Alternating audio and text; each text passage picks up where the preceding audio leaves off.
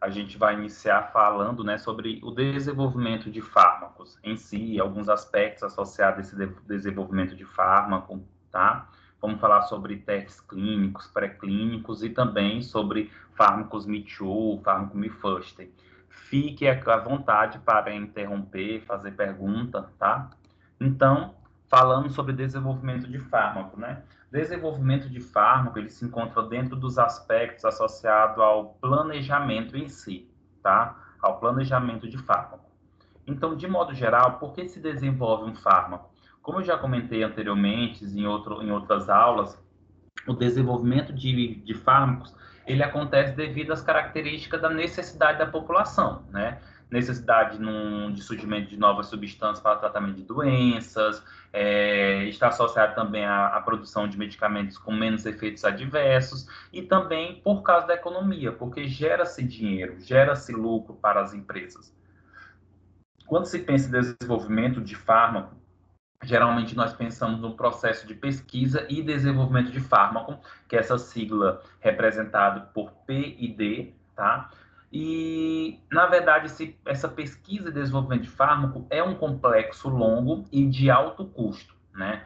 Como nós já estudamos em outras aulas, quando eu falo complexo longo e de alto custo, porque geralmente para desenvolver um medicamento pode durar em torno de 10 a 20 anos, né? E em torno de 2 bilhões de reais para o desenvolvimento de um medicamento.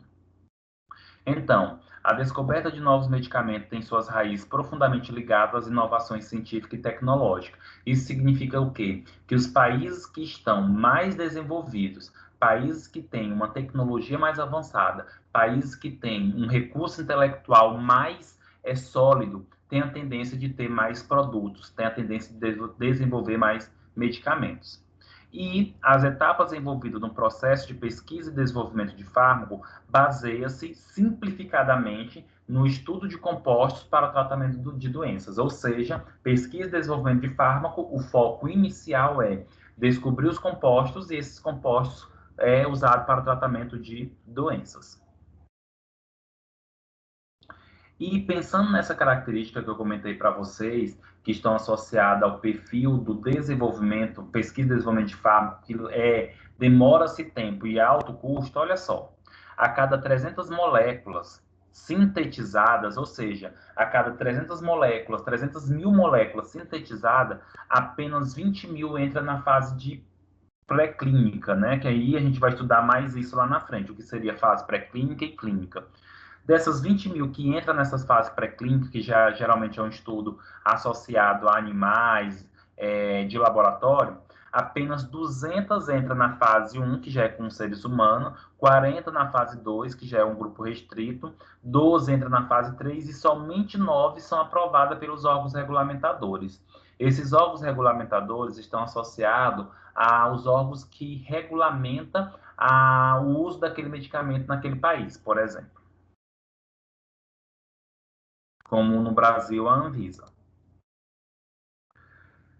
Pensando nessa característica, né, da pesquisa e desenvolvimento de fármacos, nós temos o seguinte: estudo de uma nova entidade química. Quando eu falo NCE, é o estudo de uma nova entidade química. O que seria essa nova entidade química? É uma nova substância.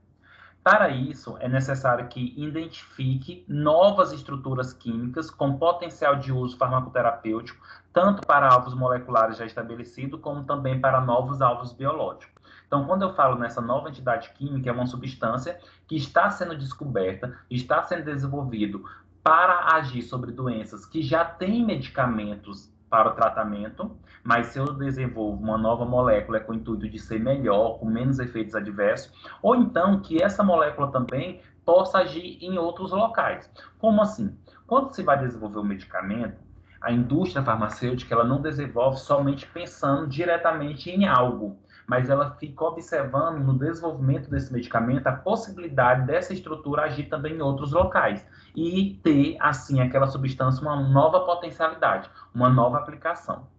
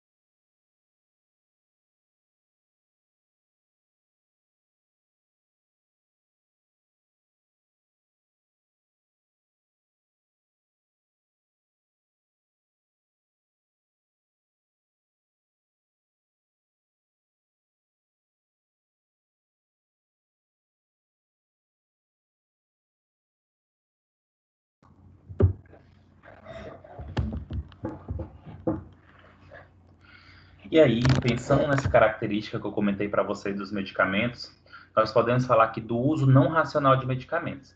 É importante nós diferenciarmos, né, essa questão. Olha só, se fala muito uso racional de medicamento, mas o que eu estou falando aqui é o uso não racional. Quando eu me refiro ao uso não racional, é geralmente o uso excessivo, né? A população, gente, ela sente uma gripe, ela já está se automedicando. Sente uma dor, já está se automedicando. Tem um corte, já está automedicando. O que que acontece? Esse uso excessivo, irracional do uso de medicamento faz com que a indústria cada vez mais busque em excesso novos fármacos, novas estruturas, novos medicamentos. Muitas vezes, turma, não tão bom quanto aqueles que já existem no mercado. E nesse sentido do consumismo, né, que é um consumo exacerbado, exagerado, o que é que acontece? A população, a indústria, ela percebe isso e acaba o quê? Aumentando o desenvolvimento de medicamentos, muitas vezes até irrisório, no sentido de que tem um produto novo, mas esse produto não tem diferença do que já existe. Mas isso acaba aumentando o arsenal terapêutico e a população acaba se automedicando cada vez mais. Nesse sentido, nós temos o que nós chamamos de fármacos Me Too. O que seria fármacos Me Too? Fármacos Me Too, turma, está relacionado a um fármaco que ele nasceu, que ele surgiu, que ele foi elaborado a partir de um que já existe, que nós chamamos de fármacos Me First, tá? Por exemplo, o captopril. O captopril ele é o primeiro fármaco daquela classe e a parte dos inibidores da enzima conversora de angiotensina 1. Quando eu pego o captopril, esse captopril ele vai ser ele acaba dando a base para ser estudado novos fármacos daquela classe. Então, depois veio o enalapril, o lisonopril, o remapril. Todos esses que eu falei agora para vocês, nós chamamos de Me Too, porque eles foram elaborados a partir de um que já existe, tá? Que é o Mifast. Então, por exemplo, cimetidina é um Mifast, a ranitidina, a famotidina já é um Me Too. Então, todos os fármacos que nascem de um protótipo que já existe é chamado de Me Too.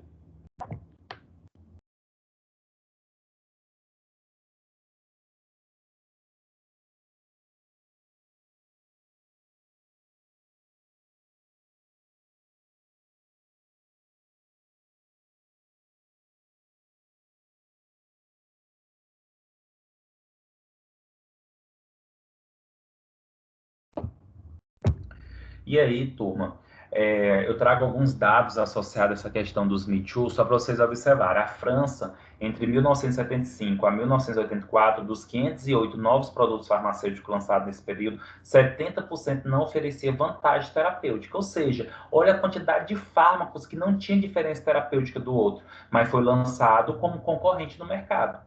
Os Estados Unidos, né, a FDA, que é o órgão que regulamenta, é a agência que regulamenta isso nos Estados Unidos, de 1981 a 1988, 348 novos medicamentos, só 3% representaram contribuição importante em relação ao tratamento já existente. Tá? No Canadá, de 1990 a 2003, só 1.147 foram patenteados, mas apenas 5,9% foram considerados normalmente inovadores. Ou seja, turma, quase nada. O que eu quero mostrar com esses dados aqui? Que a maioria dos fármacos que são lançados no mercado, eles não têm tanta diferença do que já existe, tá? Só um minuto, turma.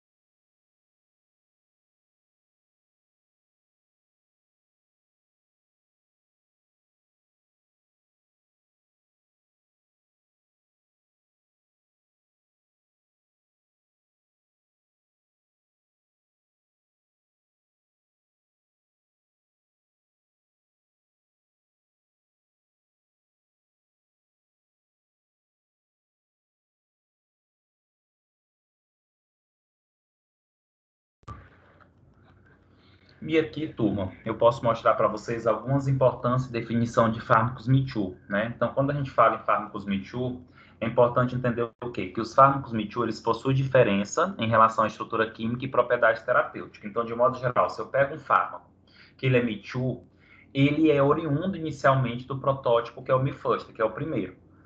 Ele, estruturalmente, é diferente, a estrutura química é diferente, mas pode ter propriedades também diferentes. Mas olhando rapidamente para essa estrutura, eles acabam sendo semelhantes ao primeiro.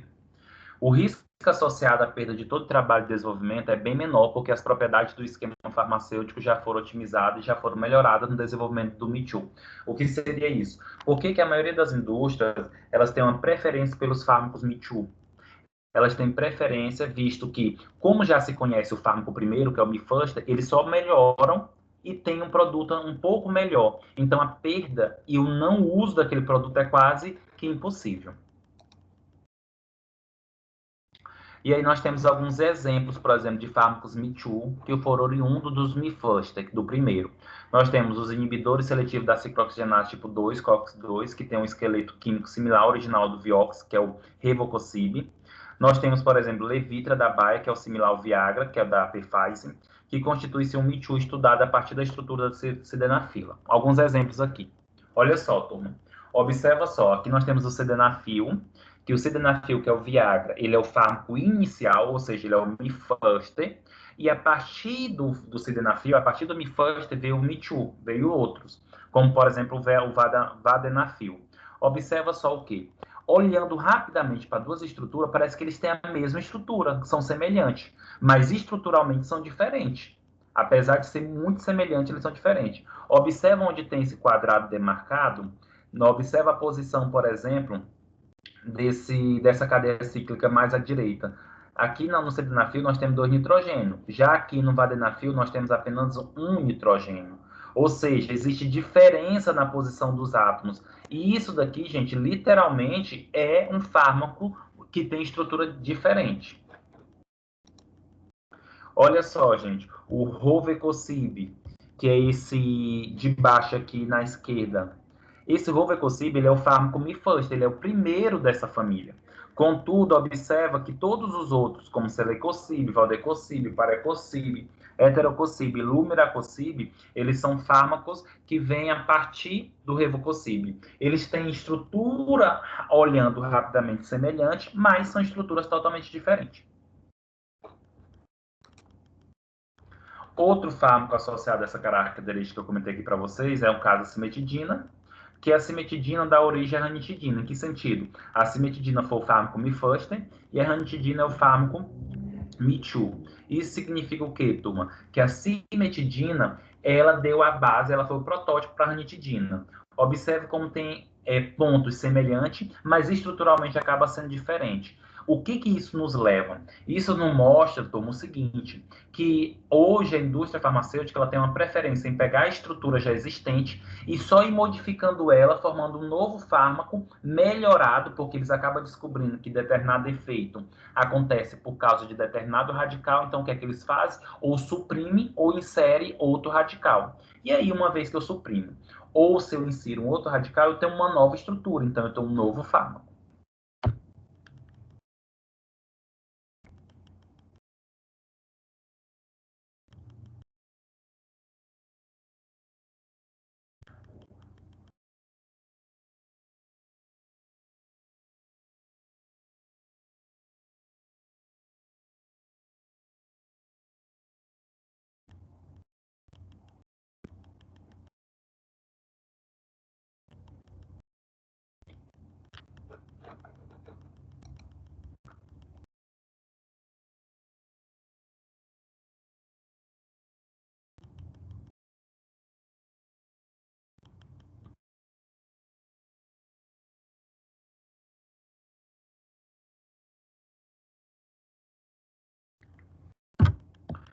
Turma, em relação aos produtos biotecnológicos, que a gente chama biofármacos, que esses biofármacos são fármacos que têm um perfil oriundo da produção através de técnicas de biotecnologia, tá? Então, os fármacos biotecnológicos, o principal foco deles é o desenvolvimento de fármacos que é para o tratamento de doenças como câncer e também como a AIDS, né? Tem desenvolvimento de fármaco para ser usado como de forma injetável. Dentre essas características, nós temos a insulina bovina e porcina. E sua estrutura básica é similar de outras moléculas dos fármacos convencionais, portanto, deve ser feita a etapa de desenvolvimento molecular para transformar essas estruturas em moléculas menores de tamanho e mais específica. O que é isso? Se você pega um fármaco biotecnologicamente, ou um biofármaco, eles têm a tendência de ter uma característica estrutural de moléculas já existentes no corpo, contudo, com perfis tipo de moléculas menores, mais específicas, para ter uma ação melhor.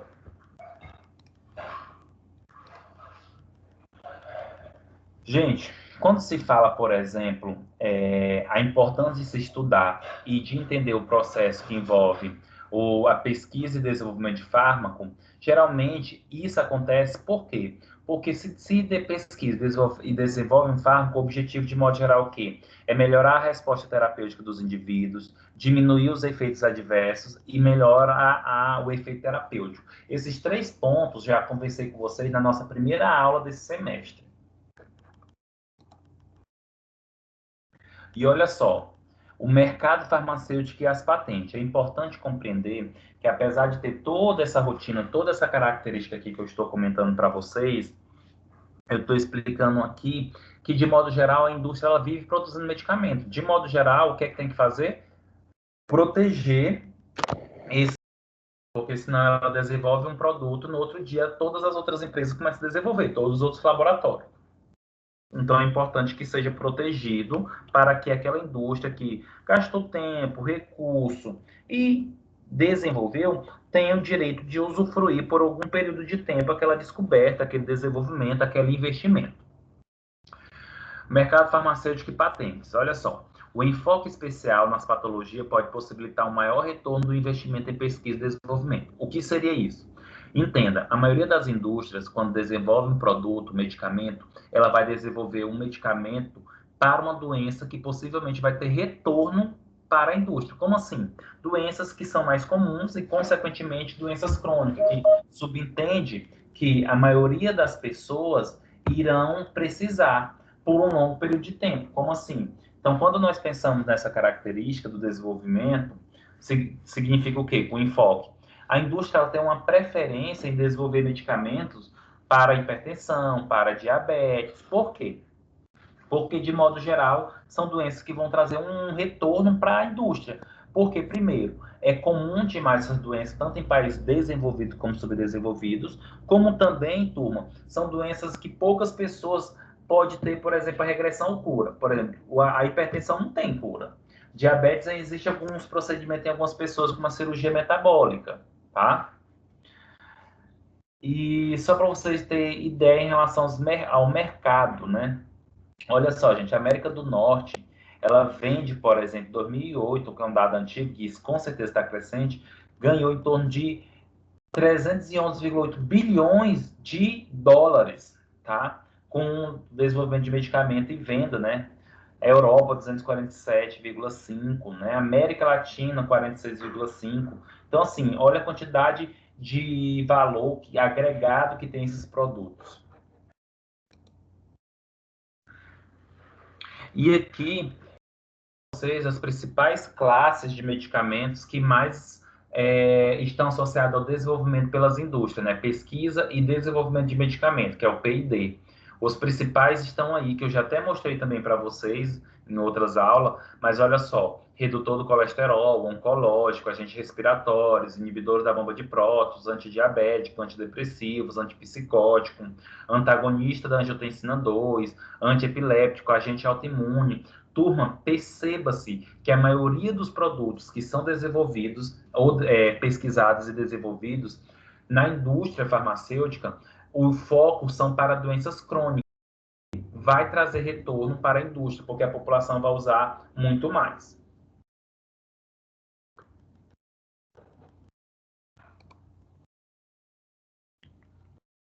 E como eu comentei para vocês em relação a essa característica aqui, é importante o quê? É importante nós compreendermos o seguinte: é importante nós compreendermos que, em relação a essa característica do desenvolvimento de medicamentos, turma, o que é que acontece? A indústria precisa proteger o desenvolvimento que ela teve. Para isso, nós temos que entender o que seria, por exemplo, propriedade intelectual, tá? Quando a gente fala em propriedade intelectual, eu estou me referindo ao quê? Eu estou me referindo propriedade intelectual de uma expressão genérica que pretende garantir a inventores ou responsável por qualquer produção do intelecto, seja nos domínios industrial, científico, literário ou artístico, o direito de auferir, ao menos por um determinado período de tempo, recompensa pela própria criação. Resumindo, propriedade intelectual é tudo aquilo que é do seu domínio enquanto inventor. Você tem domínio daquele produto, você tem domínio daquele conhecimento, daquela técnica, por um determinado período de tempo. Por quê? Você gastou dinheiro, esforço, recurso, tempo, intelecto para desenvolver aquilo.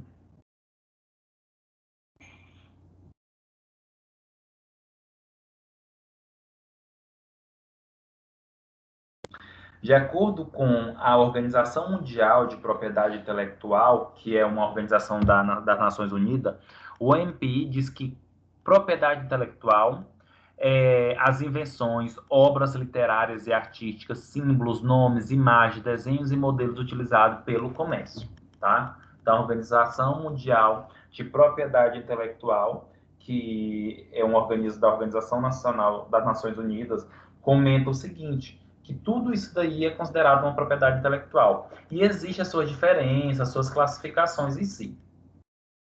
E aqui nós temos, por exemplo, esse modelo associado a essa característica. Por exemplo, a propriedade intelectual pode ser diferenciada em direito autoral, propriedade industrial e proteção sui generis.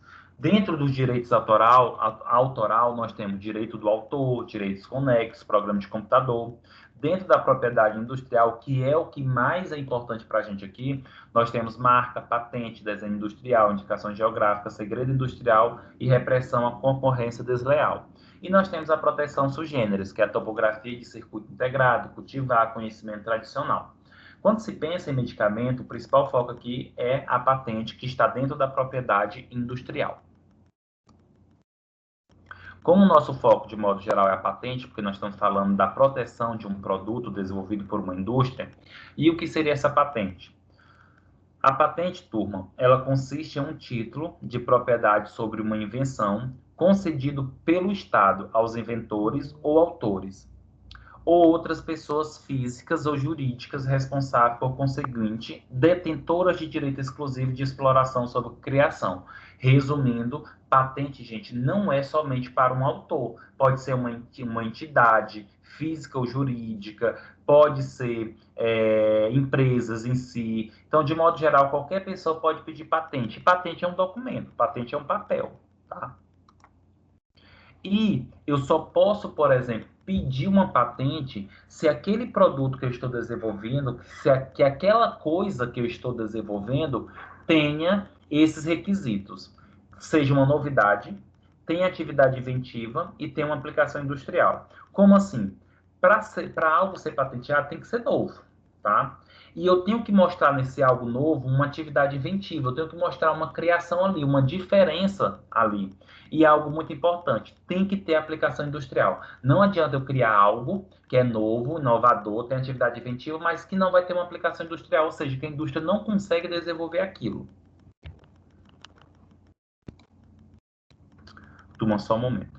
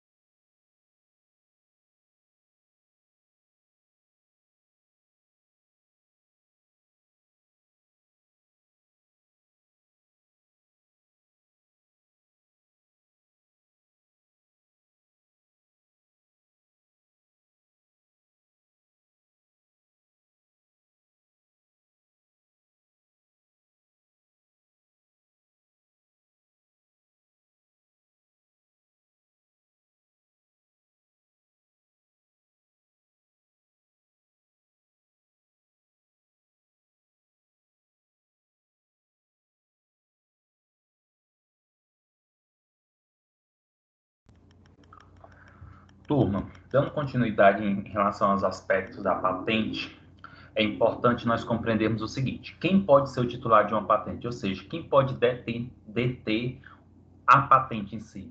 Pode ser uma empresa, uma instituição, nesse caso são pessoas jurídicas, ou o próprio inventor, que seria a pessoa física. Todos eles podem requerer a titularidade de uma patente no órgão competente do país de interesse. No Brasil, quem é responsável por regulamentar isso é o Instituto Nacional de Propriedade Intelectual. De modo geral, nós temos dois tipos de patente, que é a patente de invenção, que é a API, e a patente de modelo de utilidade, que é o MU. Quando a patente é de invenção, PI, significa que é uma patente nova, é um processo, é um produto novo, totalmente original, sem nenhum perfil de algo, oriundo de algo que já existe. E o prazo da patente, da validade dessa patente é de 20 anos a contar da data que você faz o pedido no órgão regulamentador. Já a patente de modelo de utilidade, que é o MU, é uma patente que é um aperfeiçoamento de um produto já pré-existente que melhora a sua utilização ou facilita o seu processo produtivo. Como assim? É um produto, vamos imaginar que já existe um produto e aquele produto só é melhorado, dá uma nova característica para ele. Nesse caso, é uma patente também, só que é uma patente de modelo de utilidade. Eu já tenho um produto e só melhorei ele. E aí o prazo de validade desse produto será de 15 anos, a contar da data de depósito do pedido. Gente, em relação à quebra da patente, o que acontece? Apesar de a gente estar falando aqui da proteção em si, é importante nós compreender em relação a essa quebra da patente. A patente ela pode ser quebrada? Pode, vai depender de algumas características, como, por exemplo, grande defasagem tecnológica dos países periféricos em relação aos países desenvolvidos. O que seria isso? Vamos imaginar que lá em Dubai os pesquisadores desenvolvem um produto que só ele tem a tecnologia, nenhum outro local consegue desenvolver aquela tecnologia. Para que se pedir uma patente, já que os outros não têm capacidade de produzir no momento, né, aquele produto? Ou então, o baixo poder de compra para adquirir os produtos de última geração fabricados pelos grandes centros econômicos. Em que sentido? Não adianta também produzir um produto que é altamente caro, tecnologicamente, e os outros jamais vão conseguir comprar. Então, não tem por que pedir patente de um produto desse.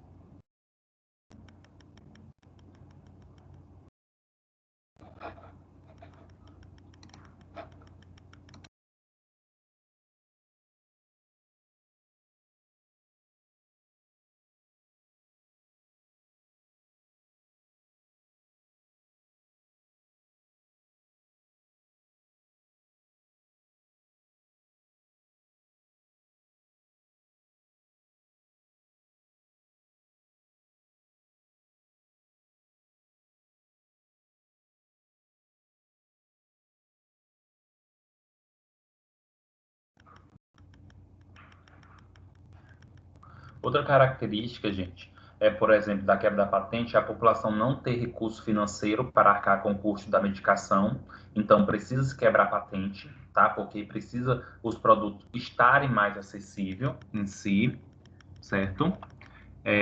Outra característica, de modo geral, é os países periféricos que possuem uma razoável produção científica e um acompanhamento dos avanços tecnológicos gerados nos países ricos. Pode se beneficiar dessa discussão em torno das patentes. Como assim?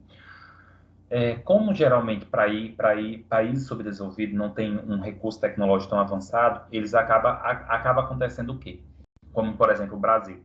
O Brasil ele acaba se beneficiando quando se quebra essas patentes, porque ele acaba utilizando os recursos, os produtos e desenvolvendo, porque a patente foi quebrada, por exemplo, tá?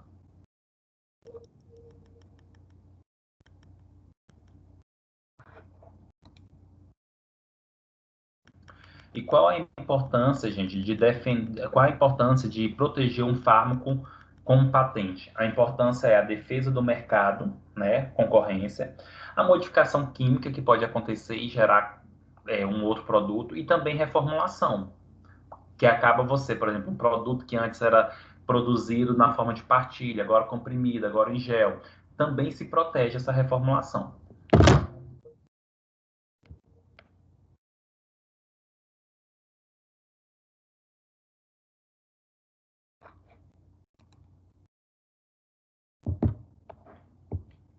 A concorrência para lançar o primeiro medicamento genérico no mercado após o vencimento das patentes é bastante acirrada, e isso nós sabemos, né, turma, que quando cai uma patente, no outro dia praticamente os outros laboratórios já estão produzindo aquele produto. Os medicamentos genéricos, eles precisam passar pelo teste de biodisponibilidade e bioequivalência, que seria isso, eles precisam passar por características de qualidade. E a indústria farmacêutica versus fármacos genéricos. Sabe-se que geralmente os fármacos genéricos têm a tendência de ser um valor um pouco mais baixo ou um preço bem mais significante, e isso faz com que a indústria acaba diminuindo a sua rentabilidade. E assim, turma, é muito importante nós compreendermos que para chegar nessa etapa, literalmente, da venda de medicamentos, é importante nós compreendermos o quê? Que os medicamentos, eles passam por fases pré-clínicas e estudos farmacológicos, né? Que são estudos in vitro e in vivos. E aí vamos entender o que seriam esses estudos em si. E isso nós estamos falando da fase pré-clínica. Depois que passa pelos estudos in vitro, pré-clínico e in vivo, pré-clínico, que é em animais, vai para a fase clínica, que é in vivo em humanos. Então, os estudos in vitro guia todo o processo pré-clínico inicial até que sejam realizados os primeiros estudos em animais, tá? Então, inicialmente precisa ter os testes pré-clínicos in vitro para dar toda uma característica farmacocinética, toxicológica, farmacocinética, toxicológica, para depois ter os estudos em animais ainda pré-clínico. Já os estudos em vivos, pré-clínico em vivo, que utiliza modelos experimentais em vivos realizados em diferentes espécies animais, tem como finalidade a avaliação farmacocinética ou farmacodinâmica do fármaco descoberto. E os estudos em vivo devem ser submetidos, gente, a teste toxicológico pré-clínico, para só depois poder, por exemplo, ir para humanos. Aqui nós temos alguns exemplos, né, associados a essa característica que eu estou falando para vocês, porque, assim, muitas vezes é comum as pessoas acharem que, quando nós pensamos, por exemplo, estudos de segurança, ou estudos toxicológicos, a utilização de um tipo de animal. Não, depende do tipo do modelo do teste, depende do que se deseja, tá? Por exemplo, quando eu quero avaliar a fertilidade, pode-se avaliar, por exemplo, através do teste de morbilidade de esperma em vivo e pode demorar meses, até 2 gerações. Por exemplo, carcinogenicidade pode ser analisado em rato ou camundongo, pode demorar até 24 meses. Então, esse quadro ele nos mostra essa característica desses efeitos, desses estudos em si.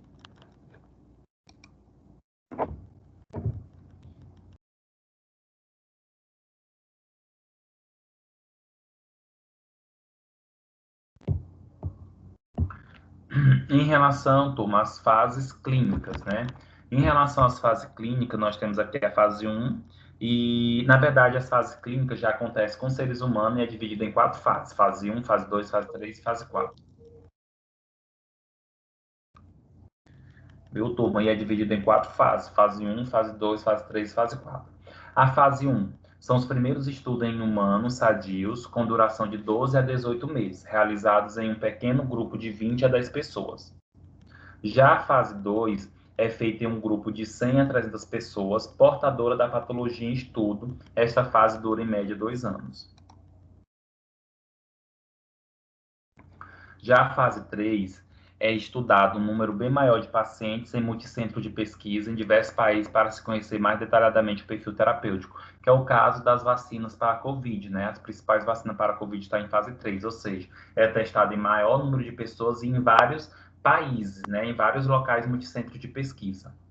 Já a fase 4, gente, é quando literalmente a substância já é lançada no mercado e é observado se tem algum efeito ou não após a comercialização. E o perfil toxicológico, crônico, terapêutico. E, por fim, eu mostro para vocês. E, por fim, eu mostro para vocês alguns órgãos regulamentadores, né, desses medicamentos, da alteração do uso desse medicamento. No Brasil, nós temos a Anvisa, que é a Agência Nacional de Vigilância Sanitária, é responsável no Brasil pela regulamentação de fabricação e comercialização de fármacos. A Anvisa não possui uma legislação própria sobre pesquisa e desenvolvimento de novos fármacos até hoje. Possui regulamento na área de farmacovigilância, em questão a presença do profissional farmacêutico em farmácias comerciais, com o objetivo de proporcionar segurança ao paciente, promover o uso racional de medicamento, controle de medicamento e assistência farmacêutica. mas ainda é muito importante, gente, que a Anvisa ela evolua nessa questão do uso de medicamentos em si, tá? No desenvolvimento de medicamentos em si.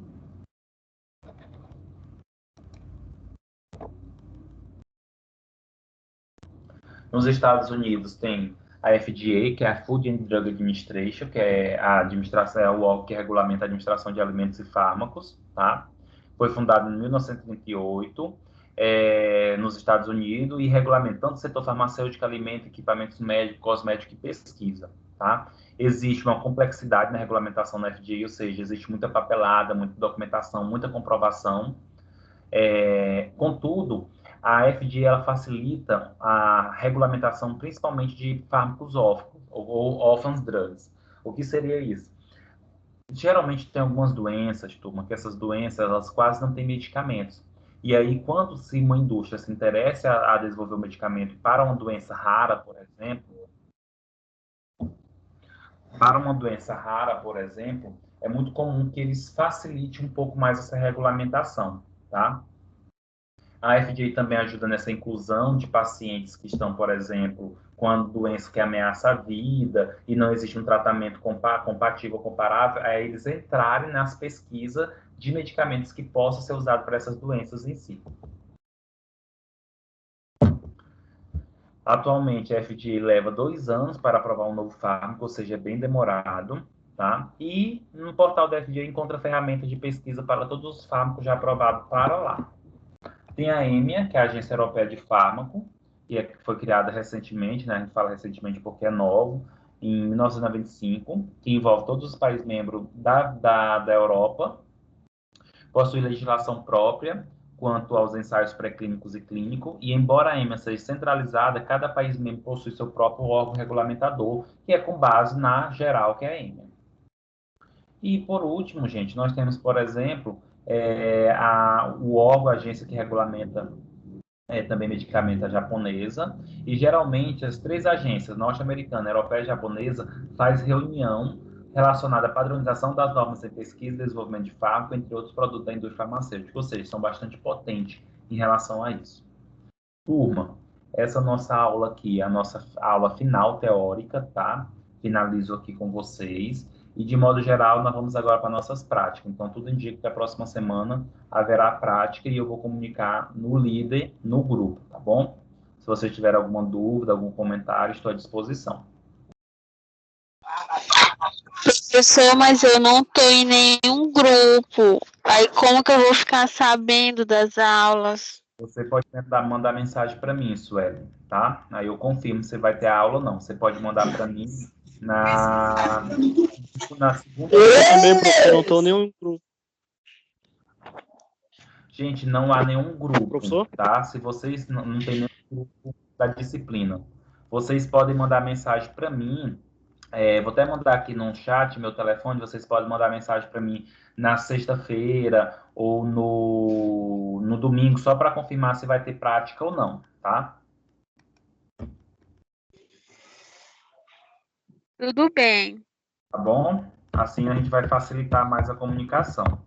E aí o que acontece? Essas duas últimas semanas, gente, essas 2 últimas semanas é as nossas últimas semanas de aula prática, tá? Que agora é prática.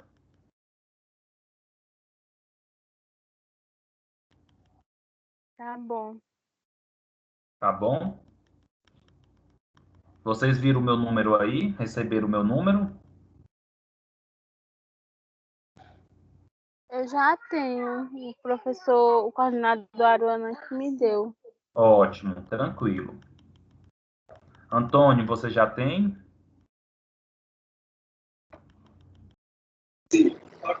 Eu não tenho, professor, seu contato.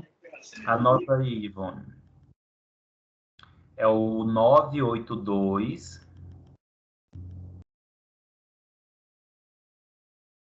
24 0430.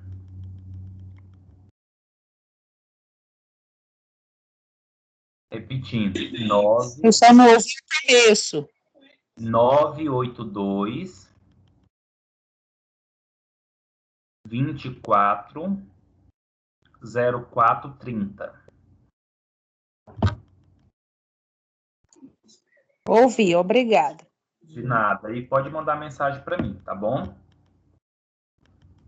Gente, tenha uma ótima noite e até breve. Boa noite, até mais. Até mais. Boa noite. Boa noite.